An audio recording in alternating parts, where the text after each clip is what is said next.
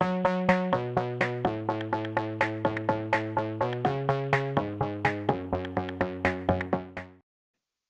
right.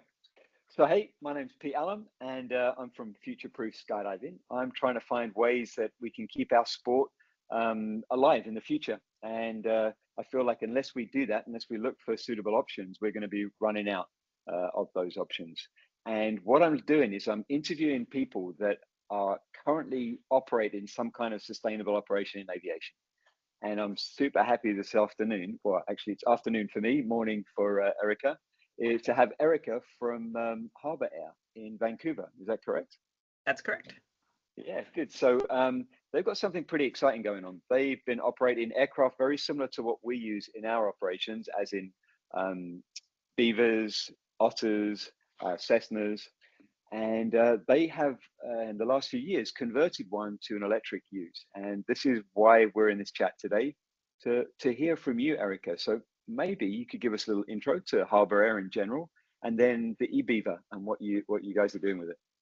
Absolutely. Thanks very much, Pete. I'm excited to be here today to share a little bit about what we're doing, because this is what we're trying to do, is help the entire ecosystem adopt sustainable aviation technologies. So Harbour Air is a seaplane airline on the south coast of BC, mainly based out of Vancouver.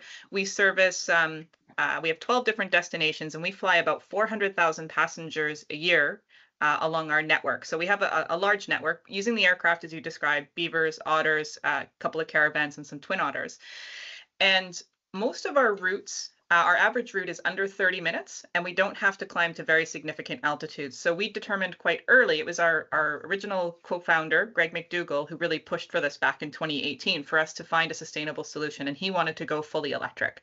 And so we started exploring what that would actually look like. So we partnered with a company called MagniX. At the time, they were in Australia. They're now in just across the border in the United States.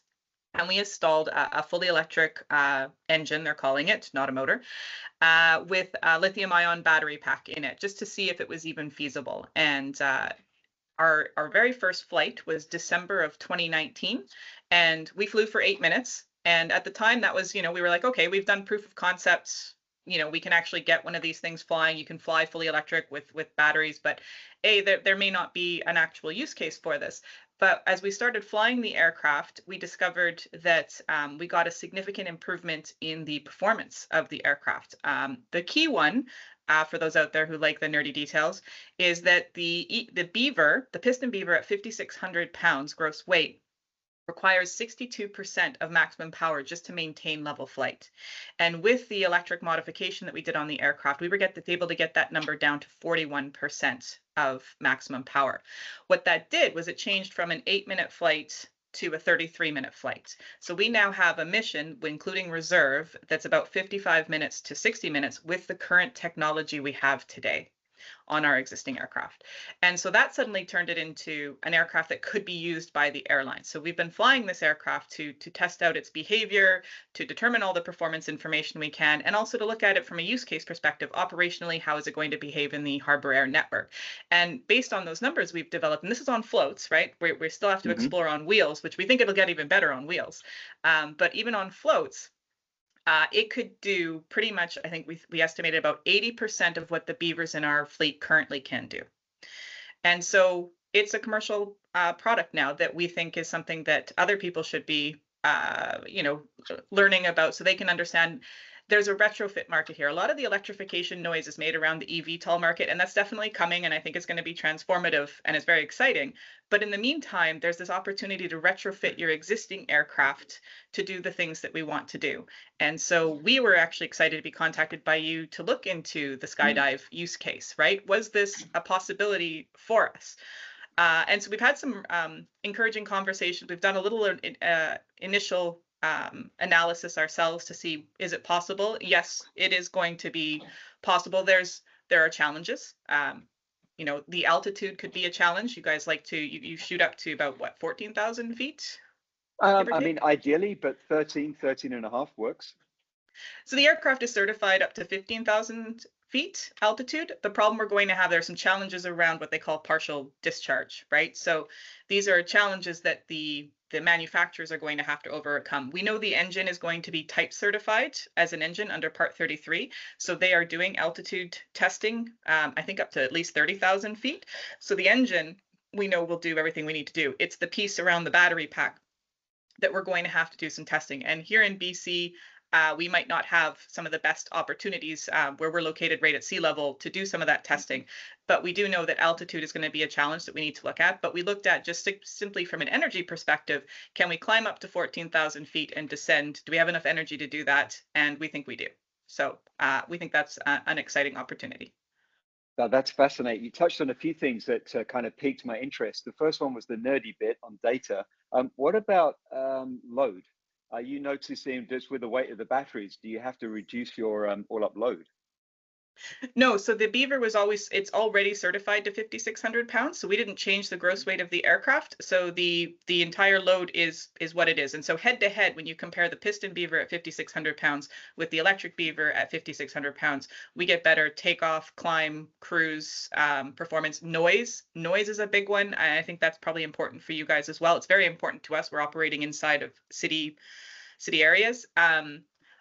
This is not testing in accordance with the Part 36 requirements, but company testing we've done is across the board in all phases of flight. We're experiencing about a 20 decibel reduction in noise, which is really quite massive. Yeah. Yeah, that is huge. And there are too many stories of skydiving operations being closed down for noise reasons. So that will play really well into us. It's one of the key things for us. Yes, sorry. Excellent. No, it's great. The next one was certification. You talk about certification, and how's that going for you? How long do you think it looks like it's going to take for you guys to be certified to operate? So there are a couple of things with the certification process. One, the engine has to be type certified, and that's being done by magniX. And technically, I can't certify the installation until the component is certified. So there's a bit of a waiting game there in making sure that their component is certified. In the meantime, we can build the expected certification version and start doing our own testing. We are at the point of very near to signing off the certification basis with Transport Canada.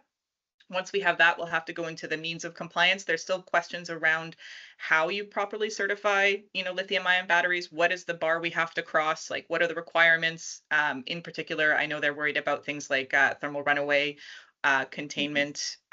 Also, it's state of health. Like, how do you monitor state of health of the batteries to ensure you're going to get the endurance that you expect, right? So if a pilot takes off and is expecting to be able to fly for 35 minutes, but is suddenly down at a state of charge of 5% after 10 minutes, you've probably had damaged the health of the batteries, and we need really good monitoring of that to ensure that we keep the endurance as we expect.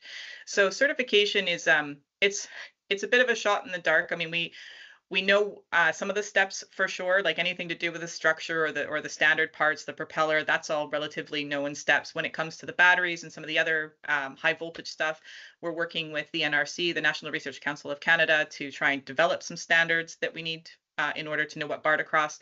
Our hope, our target is to achieve initial certification sometime in 2026 and hope to be able to put some of these aircraft out for commercial use in 2027.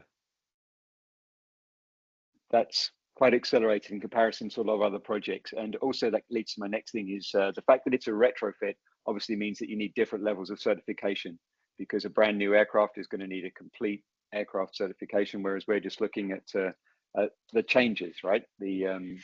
Yeah, so under the change product rule, so the Beaver falls into an interesting category. Again, we'll dive a little bit into the weeds on this one. So when you're an aircraft under 6,000 pounds, the change product rule is something that is negotiated with your regulator, right? So that's what requires you to go to the latest regulations or not, and you define what is in and what is out in terms of what is affected and not affected for the installation. So as an example, I'm not going to have to reconfirm that the seats in the aircraft meet any kind of regulatory requirement because I'm not touching the seats. They're not affected by the installation at all.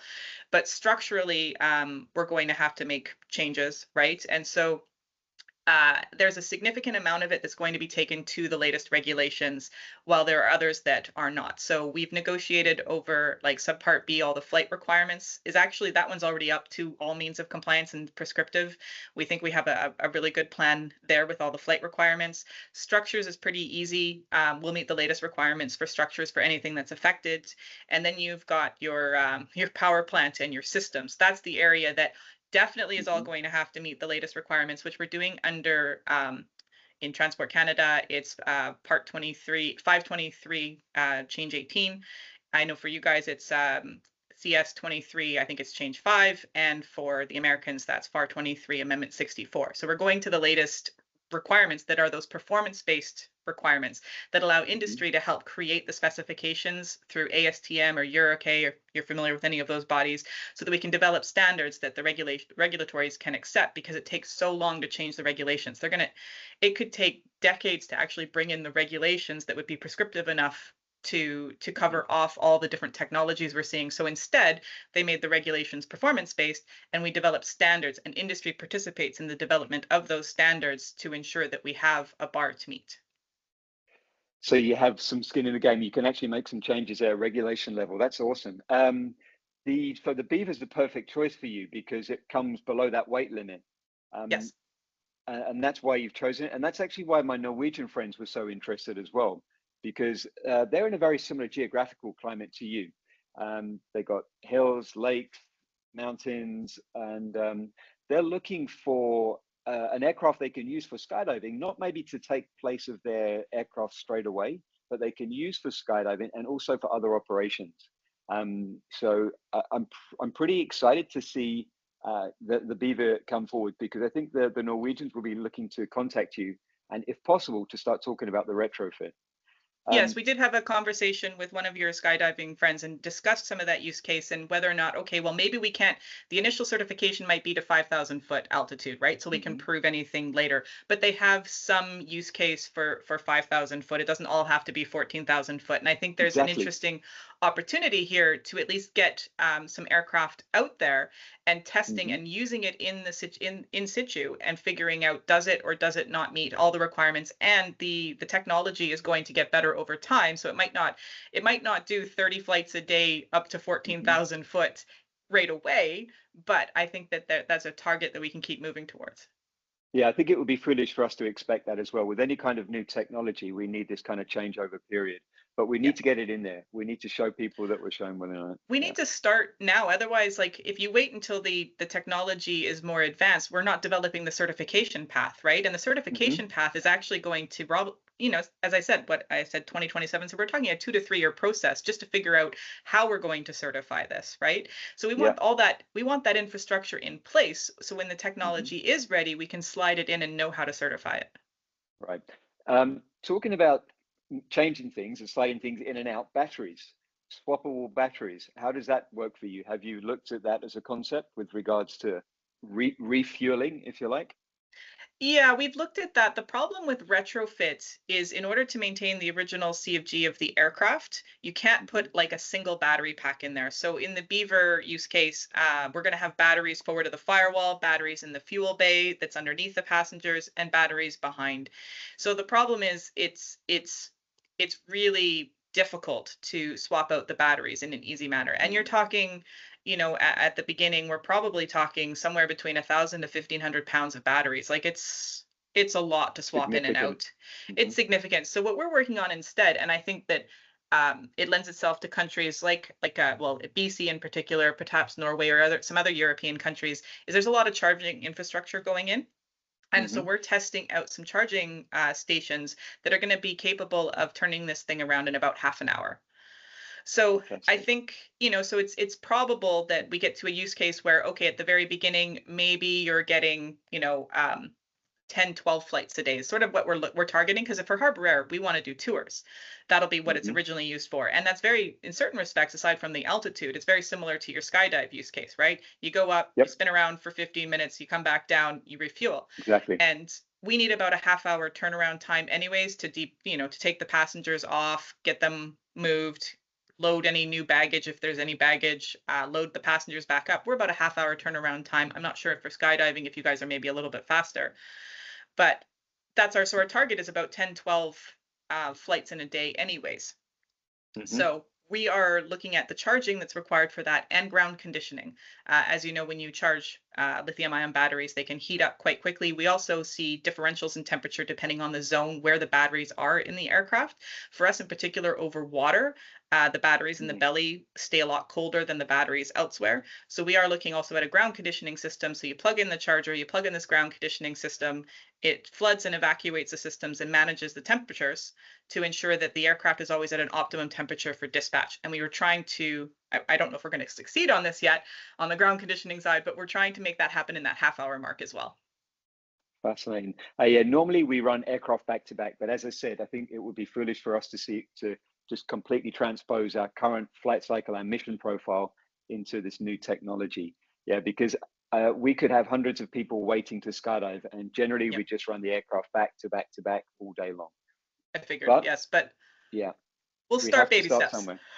I completely agree. This is all fascinating. I'm not going to take much more of your time. I do have a couple of local skydivers that have contacted me that are really keen to skydive from your eBeaver.